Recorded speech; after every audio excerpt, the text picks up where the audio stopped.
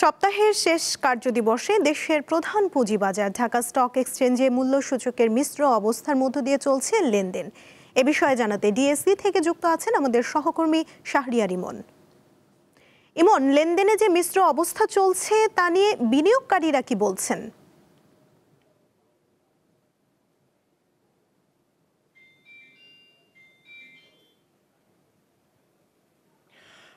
হ্যাঁ সুমনা, আজ দেশের প্রধান পুঁজিবাজার ঢাকা স্টক এক্সচেঞ্জে সপ্তাহের শেষ কার্যদিবসের লেনদেন চলছে।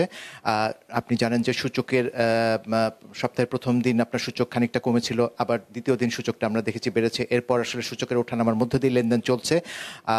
বাজারে যে একটি আপনার দেখছি যে আমরা সূচকের ক্ষেত্রে একটি নেতিবাচক ধারা আসলে সপ্তাহের শেষ কার্যদিবসেও আমরা দেখতে পাচ্ছি। বিনিয়োগকারীরা যেটি বলছেন যে আসলে তাদের আস্থার জায়গাটিকে আসলে পুনঃপ্রতিষ্ঠা করা গেলে আসলে বাজারে যে লেনদেন ভলিউমটা বা সূচকটা আরও বাড়বে বলে তারা মনে করছেন। সুমনা, আমাদের সাথে আসলে এই মুহূর্তে যোগ দিচ্ছেন ডিবিআর প্রেসিডেন্ট জনাব সাইফুল ইসলাম। আমরা তার কাছ থেকে আসলে বাজারের পুরো বিষয়টি জেনে নেব যে আসলে বাজারের এই অবস্থাটার মূল কারণটা কি। জনাব সাইফুল ইসলাম, আপনাকে স্বাগত জানাচ্ছি। আপনার কাছে আমরা যেটি জানতে চাই সেটি হচ্ছে যে বাজারে আমরা দেখছি যে পুরো সপ্তাহে দেখছি যে এক ধরনের নেতিবাচক ধারা, যদিও মাঝে দ্বিতীয় কার্যদিবসে খানিকটা সূচক বেড়েছিল, কিন্তু নেতিবাচক একটা ধারা কিন্তু অব্যাহত রয়েছে। আজও আমরা দেখছি যে সূচক কিন্তু খানিকটা পড়ে গেছে। তো এটার মূল কারণ কি? ধন্যবাদ। আমরা গত কয়েকদিন ধরে বলে আসছি যে বাজারে এই যে অস্থিরতা তৈরি হয়েছে সেটা প্রাথমিকভাবে শুরু হয়েছিল যে আপনার ব্যাংকিং সেক্টরের একটা সিচুয়েশনাল ইস্যু রেজ করেছিল যে 5টা ব্যাংক কনসোলিডেটেড হবে বা যেটাই হবে একটা নতুন ব্যাংক তৈরি হবে, কিন্তু এই 5টা ব্যাংকের শেয়ার হোল্ডারদের ব্যাপারে কোনো স্ট্রেট কাট ডিরেকশন আমরা এখন পর্যন্ত পাইনি।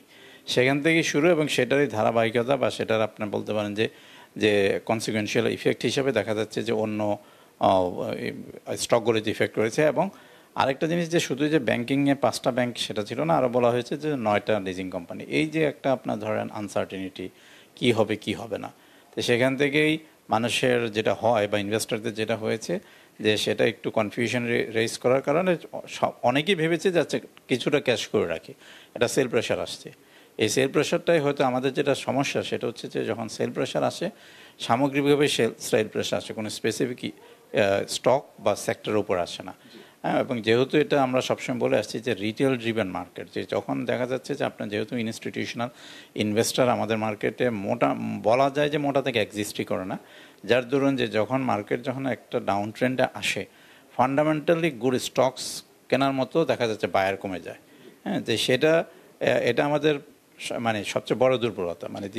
দিস ইজ আপনার কাছে আমরা যেটি জানতে চাই যে এই মুহূর্তে বাজার উন্নয়নে কি করা দরকার বা বিনিয়োগকারীদের স্বার্থে আসলে বাজারে কি করা দরকার?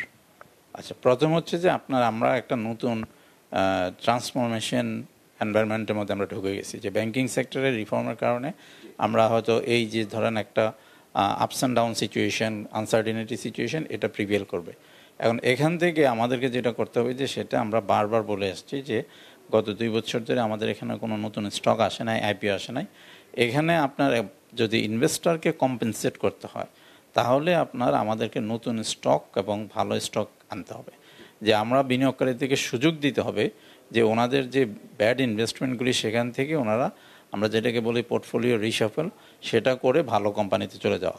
আমাদের এখানে যে পর্যাপ্ত পরিমাণ ভালো কোম্পানি যেহেতু নাই, এই যে আপনার একটা গ্যাপ, এই গ্যাপটাকে ফিল করার জন্য আমাদেরকে অবশ্যই we have to look into the IPO issues.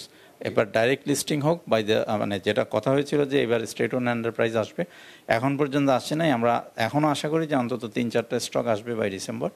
যদি আসে বড় স্টক, ভালো স্টক আসে, সেখানেই আমরা বিনিয়োগকারীদেরকে কিছুটা স্বস্তি দিতে পারবো। আপনি যেটি বলছিলেন যে 5টি ব্যাংকের কথা বলছিলেন, তো সেক্ষেত্রে আসলে ব্যাংকগুলোর ক্ষেত্রে আপনার কি এখানে কি চাচ্ছেন আপনারা, বা এখানে কি হওয়া উচিত, আপনার কোনো নির্দেশনা আসা উচিত কিনা? নির্দেশনা তো অবশ্যই আসা উচিত। আমরা বলছি যে ব্যাংকের ডিপোজিটার যারা আছে ওনাদেরকে একটা স্পেশাল কনসিডারেশনে, আজকে আমি যেটা পেপারে পড়েছি যে মোটামুটিভাবে সবাইকে কম্পেনসেট করা হবে। হ্যাঁ, এটা হয়তো একটু লম্বা সময় লাগবে, কারোর জন্য স্বল্প সময় হবে। আমরা চাচ্ছি যে বিনিয়োগকারীদের জন্য একটা স্পেশাল কনসিডারেশন দিয়ে বিনিয়োগকারীরা যাতে চরমভাবে ক্ষতিগ্রস্ত না হয় সেই দিকটা যাতে সরকার দেখে। আপনাকে অসংখ্য ধন্যবাদ জনাব সাইফুল ইসলাম। ইয়াসমিন সুমনা, আসলে এতক্ষণ কথা হচ্ছিল যে সপ্তাহের শেষ কার্যদিবসে আমরা লেনদেনের মাঝে রয়েছি দেশের প্রধান পুঁজিবাজার ঢাকা স্টক এক্সচেঞ্জে, যেটি বলছিলাম সূচক প্রায় 1 পয়েন্ট কমে এখন দেখছিলাম প্রায় সূচক আপনার অবস্থান করছে 5115 পয়েন্টে।